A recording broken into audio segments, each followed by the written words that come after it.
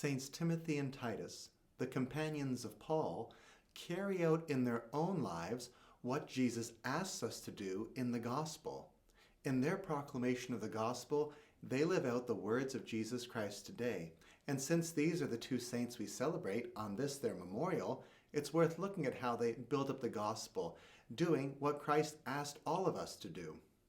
Jesus Christ in the gospel sends out certain people who are chosen and selected, 70, and they're sent on ahead of him to prepare his way.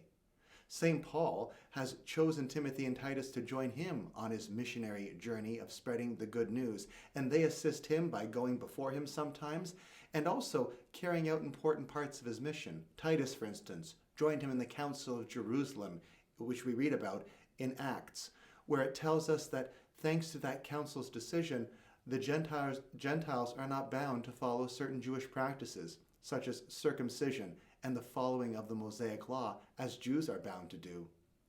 Also, we see that Timothy delivers the letters of St. Paul to some of the church communities that are addressed in the New Testament, such as the Corinthians. So these men are in fact preparing the Lord's way, doing what Jesus asked.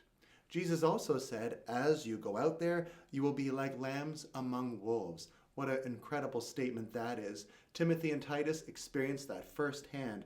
They would share in St. Paul's sufferings. And we know that St. Paul suffered so much because he talks about them in his letters. Timothy, for his part, suffered tremendously as he was imprisoned at least once while the New Testament was being composed. And also at the same time, he was martyred when, finally, as Bishop of Ephesus, he confronted a procession that was being laid out for the goddess Diana, and by confronting them was actually stoned by the participants. That's what tradition tells us about the life of St. Timothy. And so these men really suffered tremendously for the gospel. Jesus also tells his followers today, make sure that you take no belt with you. Make sure that you take no extra money with you, no second tunic and things like that. Well, Timothy and Titus were dedicated completely to the gospel. They gave themselves entirely for it, offering all that they were, giving up everything for the sake of the gospel, to follow Christ as perfectly as possible.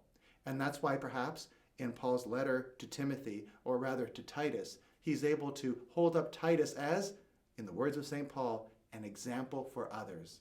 When St. Paul gives a compliment like that, you know that if you're a follower of Christ, you are living the gospel well. What marks Timothy and Titus as wonderful saints and spreaders of the gospel more than anything is simply generosity.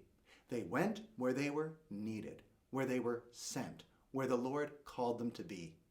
That's important for us to remember, because we don't have to be really articulate, really intelligent, really successful in order to be missionaries. All we need to be is generous. All God needs from us is generosity, to say yes to his plan for us in our lives and yes to following him. That's not always going to be easy. Sometimes it's going to be difficult. As Jesus said, you cannot be my disciple unless you take up your cross and follow me. And as we hear today, we're sent out sort of like lambs before the wolves. But at the same time, when Jesus asks us to do something difficult, it is always for God's glory and our salvation. What greater incentive could we ever have to do the will of God than to give him honor and to have our souls saved in the process, to see him one day in heaven, where finally there is peace. May God bless you.